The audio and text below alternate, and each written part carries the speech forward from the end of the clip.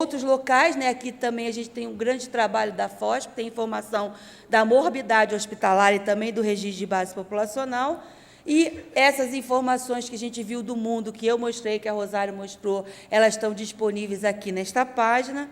E aqui a página do CDC, que é a informação dos Estados Unidos, né, que agora recentemente implantou o Programa Nacional de Registro de Câncer. Então, a meta deles é que tenha registro de câncer no país todo. E aqui também a informação do CIR e a informação da UICC. Muito obrigada. Obrigada pela oportunidade, foi um prazer.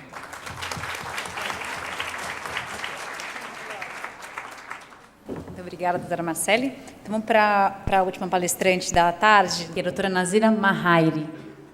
Meu boa tarde a todos. É um grande privilégio estar aqui hoje comentando sobre registro de câncer com as maiores autoridades, né? Marceli, Maria do Rosário, e um desafio, né?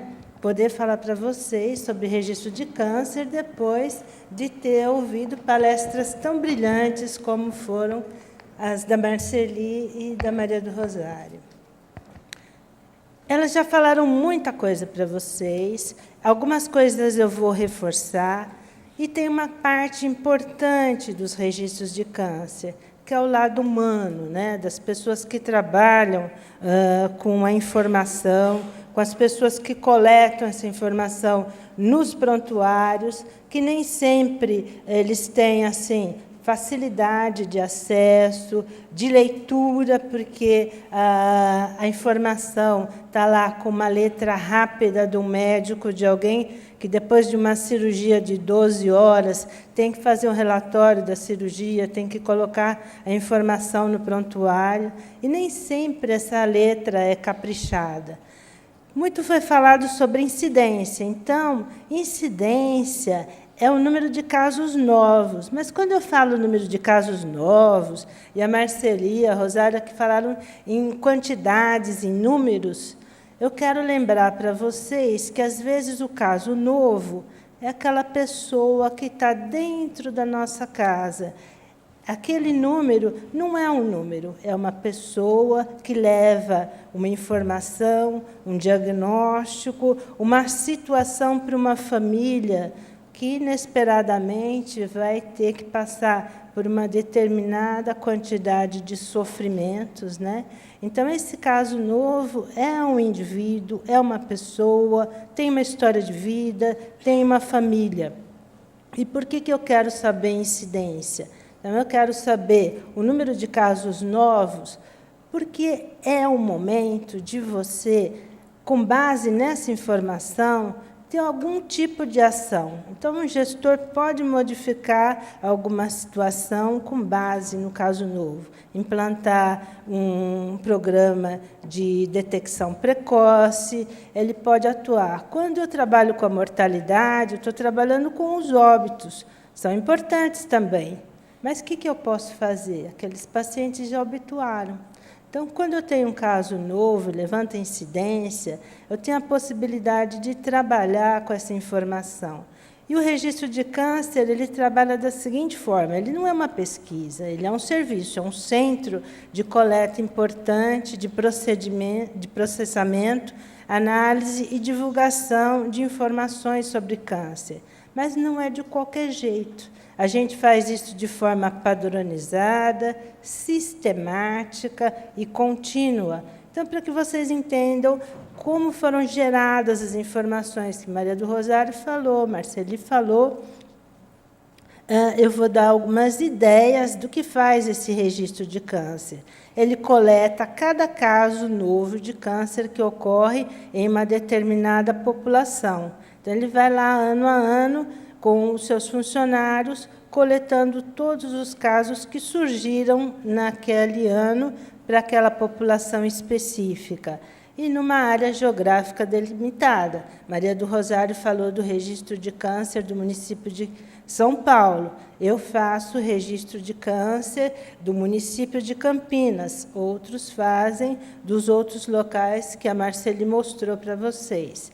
Então, a gente coleta informação por localização primária desse tumor, não é pela metástase, e o comportamento. E a gente coleta os tumores malignos, mas também coleta alguns benignos.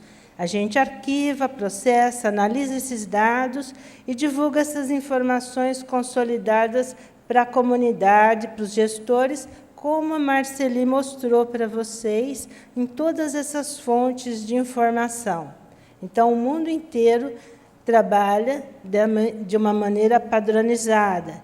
Esses relatórios, esses informativos, né, não são só do Brasil. No mundo inteiro você tem, na Europa, na África, em todos os continentes, você tem a informação de câncer dessa forma.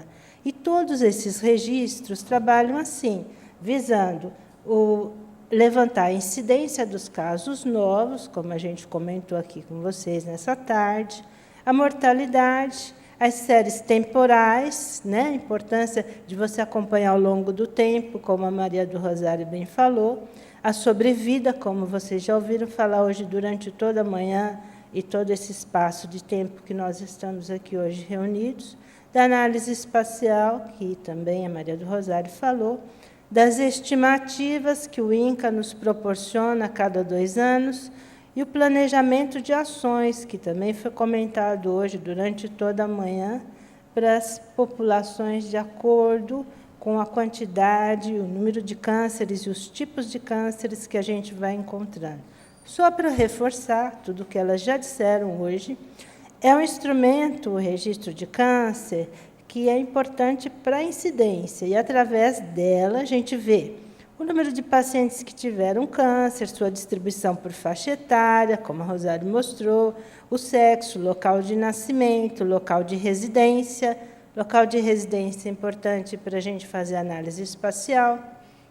A profissão, existem cânceres ocupacionais, existem exposições à radiação. A extensão da doença. Por que a extensão da doença é tão importante? Porque eu vou designar se aquele câncer ele está localizado, se ele é metastático, se ele está chegando muito avançado, se ele é um câncer in situ, se tem alguma coisa que a gente possa, de ação posterior, com base nessa informação, proporcionar para aquela população específica. Então, o registro de base populacional também trabalha com a qualidade do diagnóstico e avalia as diferentes modalidades de tratamento. Vocês ouviram hoje muito falar que câncer a gente usa protocolo. Então, quando eu quero avaliar o protocolo, se foi um protocolo adequado, se a sobrevida aumentou, vocês ouviram falar muito hoje em sobrevida, e a distribuição geográfica, eu utilizo os registros de base populacional, que são tão importantes quanto os registros hospitalares. Um conversa com o outro, um alimenta o outro, e ambos são extremamente importantes. Então, o que a gente tem nessa imagem? A gente tem aqui América do Norte, com cobertura de 83% de informação em câncer. Aqui nós temos América Central e América do Sul, com 6%. Nós temos a África, com 1% de informação através dos registros de câncer. Aqui tem os países da Rússia. Nós temos a Europa e também temos a Austrália, que é um continente pequeno e que tem 80% de coberturas. Esses dados são fornecidos pela Agência Internacional de Câncer, a IARC, e esse volume aqui é o volume 9, é o último volume, e o 10 já está em preparação. Então, é uma publicação para a qual os registros com a melhor qualidade de dados, né, acabam tendo o prêmio de serem publicados. Seria o Oscar para nós ter os nossos dados publicados pela IARC, porque passa por um crivo muito rígido de qualidade da informação. Então, isso que vocês estão vendo aqui são as possibilidades, né, de encontrar nessa publicação a informação real, não é uma projeção, não é uma estimativa, são casos reais de cânceres nos 5 continentes. A IARC faz essa publicação a cada 5 anos. Então, como eu dizia para vocês, a qualidade da informação é fundamental, não só para a gente ter esses dados publicados lá na IARC, mas também porque fazem parte do processo de vigilância epidemiológica. Então, se eu quero fornecer para o meu gestor informação para que ele tenha uma ação pontual, essa informação tem que ter a melhor qualidade possível. Então, a cada 5 anos, como eu disse antes, a Agência Internacional de Câncer disponibiliza essa publicação com dados nos 5 continentes. Quem quiser acessar e se informar, está aí o endereço eletrônico. No Brasil também, a gente publica dados reais. Então, nós temos, a cada 5 anos, esse foi o volume 3, agora acabou de ser publicado o volume 4, são dados reais de câncer dos melhores registros brasileiros. Então, o INCA tem todo esse trabalho, exatamente como faz a IARC, com um padrão e critérios internacionais para aceitar ou recusar os dados de um registro de câncer. Então, não basta só coletar, nominar e dizer que tem um registro de câncer, ele tem que ter qualidade. E para ele ser publicado, e para vocês consultarem essa informação da melhor qualidade, também é um trabalho exaustivo de cada um dos registradores que participam desse processo. Quando a gente não tem o dado real, porque é caro, porque é difícil de você conseguir, você não tem tempo real, você tem o dado, e esse dado é coletado e publicado. Mas, quando o dado que você precisa é o dado emergencial, por exemplo, aqui, eu preciso do dado de 2012 para tomar algumas ações. Então, o que o INCA faz? Ele faz, com base nos dados reais dos registros de câncer, as estimativas. Então, a cada 2 anos, o INCA lança as estimativas para aquele período. Então, esses casos aqui são as projeções, né? Vocês ouviram hoje falar várias vezes, né, que nós temos aí 500 mil de cânceres estimados para o ano de 2012. E, quando a gente olha lá, nós temos também os linfomas, né, entre os cânceres, os 10 cânceres com estimativa de maior incidência. Não só toda essa projeção é feita para todas as regiões do Brasil. Então, quando a gente olha aqui, são as estimativas de cânceres para 2012. A gente percebe que o número é um número muito grande. E quando a gente olha especificamente para o linfoma de Hodgkin, e quando a gente olha para as leucemias, a gente vê esses números. Para a região sudeste, nós temos aqui uma estimativa de 4.020 casos de linfoma de Hodgkin, 5.600 casos, isso para a região sudeste. Então, essa é uma estimativa para cada uma das regiões. Some aqui esses 2 cânceres, a gente tem praticamente 10 mil cânceres de doenças oncohematológicas. Quando a gente olha para o sexo masculino e para o sexo feminino, a gente tem os valores aqui. Então, esses são números, né? E, como eu estava dizendo bem no comecinho da minha apresentação, números são números, mas, quando é na casa da gente, quando é o paciente da gente da enfermaria, tudo fica diferente, né? A gente olha com sentimento, com emoção, a coisa não é tão fria assim. E a quantidade de casos de linfomas, né? 2/3 dos casos novos são de linfomas de Hodgkin. E a gente vê na mídia aí grandes artistas, as pessoas do meio tendo essas doenças, né? E isso nos comove muito, e comove muito mais quando é dentro da nossa casa. Então, no sexo masculino, o linfoma não Hodgkin é o 8º mais frequente na região norte. Na região Sudeste, ocupa a 9ª posição, na região Sul e Nordeste, ocupa a 10ª, e na Centro-Oeste é o 11º mais frequente. Gente, não é pouca coisa. Com relação ao sexo feminino, a incidência é um pouquinho menor, é o 8º na região Sudeste, como no masculino, 11º na Centro-Oeste e na Sul, Nordeste e no Nordeste é o 12º mais frequente.